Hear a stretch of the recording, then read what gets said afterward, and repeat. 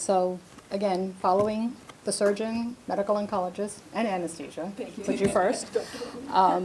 Depending on the situation, you may be referred to a radiation oncologist to discuss indications for radiation therapy. Your first encounter with the radiation oncologist will be a regular consultation, just like as with other physicians. At that time, records are reviewed, history is obtained, physical exam is done, and then there'll be a discussion of any indications that a patient may have for radiation therapy. In general, there's two general categories where radiation therapy is indicated in the management of breast cancer. The first is in the situation where a lumpectomy has been done, in which case the tumor has been removed with some surrounding breast tissue, but not all the breast tissue has been removed. In that situation, we know that there's a high risk of recurrence within that remaining breast tissue, so that radiation therapy is usually recommended in that situation to lower the risk of recurrence within the breast.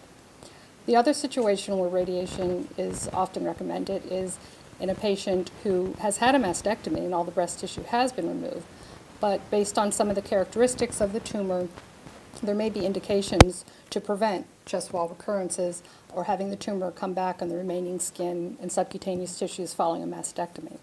Those indications have to do with things like the size of the tumor, the surgical margins, if lymph nodes are involved, and all of that are the type of things that are discussed with, or taken into consideration and discussed with when you see the radiation oncologist. Now, if radiation is indicated, and again, not every patient requires radiation, not every patient with breast cancer requires radiation, but if radiation is indicated, the next step of the process is usually to undergo what's called a simulation, where a CT scan is done with you in what we call the treatment position, which usually involves at least having the arm on the treated side up raised above your head. It's different than CT scans that you may have had for other purposes, in that contrast material is usually not given. The scan's done, no pain or sensation, just like any other CT scan. Then we take that information, we do an individual customized plan for a given patient's anatomy, and then once the plan is completed, you're brought back to actually have a setup appointment and then to begin treatment. One of the things about radiation, as you may be aware, it's a daily treatment, Monday through Friday, for in the order of 6 to 6.5, 7 weeks, depending on different factors. For that, each day a patient is brought into to the treatment machine. They need to be set up in exactly the same way. So at the point of, usually at the time of that initial simulation, some marks are put on your skin. Some tattoos are called by some people, they're little permanent dots. And that's what is used to set you up on a daily basis.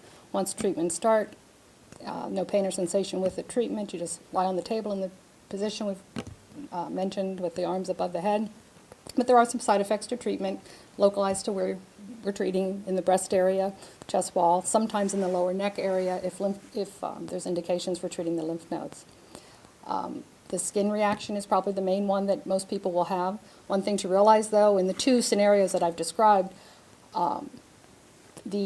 when treating the breast, the target is actually the breast tissue, not the skin. So even though there will be some skin reaction, it usually is not as severe as in patients who have had a mastectomy and we're treating the chest wall, where the target actually is the skin, in which case the skin reaction can actually sometimes be quite severe, to the point of the blistering. But usually that will heal within a couple of weeks following treatment. During treatment, there's creams and lotions that are used to help minimize the symptoms, and pain medications are used if necessary. Again, most of the treatment side effects will have cleared up within a couple of weeks following treatment, and then it's a matter of follow-up with repeat mammograms as necessary for the mastectomy or for the lumpectomy patients, and regular clinical exams for other patients.